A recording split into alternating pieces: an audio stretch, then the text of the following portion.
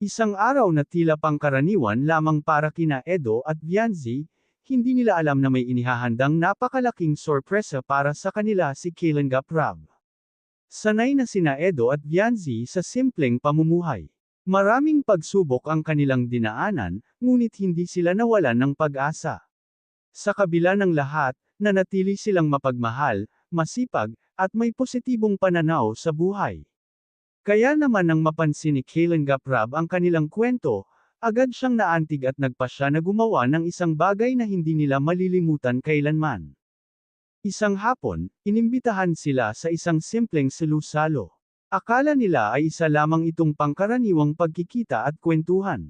May mga ngiti, may berwan, at may kaunting kainan. Walang kaalam-alam sina Edo at Vianzi na ang araw na iyon pala ang magbabago ng kanilang buhay. Habang nagkukwentuhan, biglang naging seryoso ang tono ni Kalengap Rab. Isa-isa niyang binalikan ang mga pinagdaanan ng dalawa, ang kanilang mga sakripisyo, ang mga gabing puno ng pag-aalala, at ang kanilang mga pangarap para sa isa't isa. Unti-unting napaluha sina Edo at Vianzi habang nakikinig. Pagkatapos ng kanyang maikling mensahe, inilabas ni Kalengap Rab ang isang sobra. Nanginginig ang mga kamay ni Edo habang tinatanggap ito. Nang buksan nila, hindi sila makapaniwala sa kanilang nakita, 2 plane ticket papuntang South Korea. Trip to Korea. Masayang sigaw ni Kalengap Rab. Napahagulgol sa iyak si Vianzi. Hindi niya inaasahan na mararanasan nilang makapunta sa bansang matagal na nilang pinapangarap. Matagal na nilang nais makita ang mga lugar na napapanood lamang nila sa telebisyon, ang makulay na mga lansangan ng Seoul, ang masarap na street food, at ang malamig na simoy ng hangin lalo na kapag taglamig.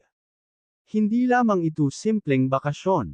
Para kina Edo at Vianzi, simbolo ito ng bagong pag-asa at gantimpala sa kanilang katatagan.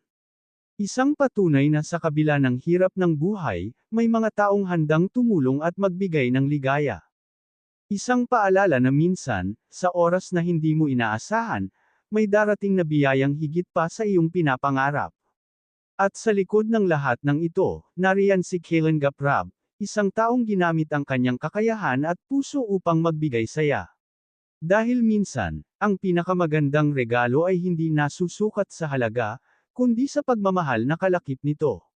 Hanggang dito na lang ang update ko mga kalingap, maraming salamat at God bless sa inyong lahat.